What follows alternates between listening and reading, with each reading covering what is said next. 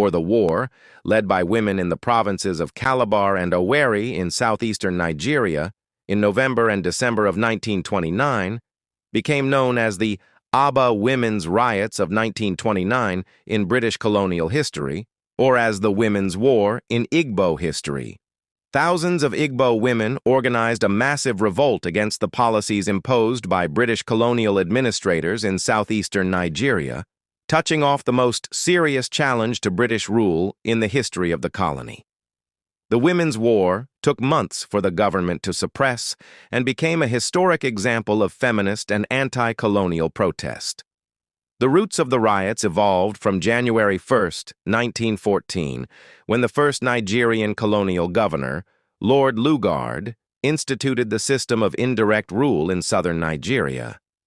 Under this plan, British administrators would rule locally through warrant chiefs, essentially Igbo individuals appointed by the governor. Traditionally, Igbo chiefs had been elected. Within a few years, the appointed warrant chiefs became increasingly oppressive. They seized property, imposed draconian local regulations, and began imprisoning anyone who openly criticized them. Although much of the anger was directed against the warrant chiefs, most Nigerians knew the source of their power: British colonial administrators. Colonial administrators added to the local sense of grievance when they announced plans to impose special taxes on the Igbo market women. These women were responsible for supplying the food to the growing urban populations in Calabar, Owerri, and other Nigerian cities. They feared the taxes would drive many of the market women out of business and seriously disrupt the supply of food and non-perishable goods available to the populace.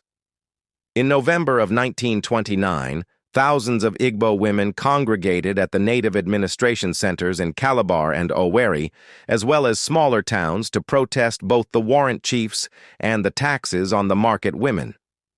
Using the traditional practice of censoring men through all-night song and dance ridicule, often called sitting on a man, the women chanted and danced, and in some locations forced warrant chiefs to resign their positions.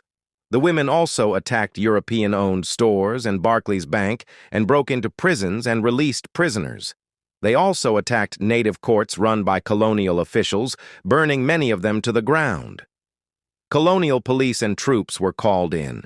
They fired into the crowds that had gathered at Calabar and Owerri, killing more than 50 women and wounding over 50 others. During the 2-month war, at least 25,000 Igbo women were involved in protests against British officials. The Aba Women's War prompted colonial authorities to drop their plans to impose a tax on the market women and to curb the power of the warrant chiefs. The women's uprising is seen as the first major challenge to British authority in Nigeria and West Africa during the colonial period.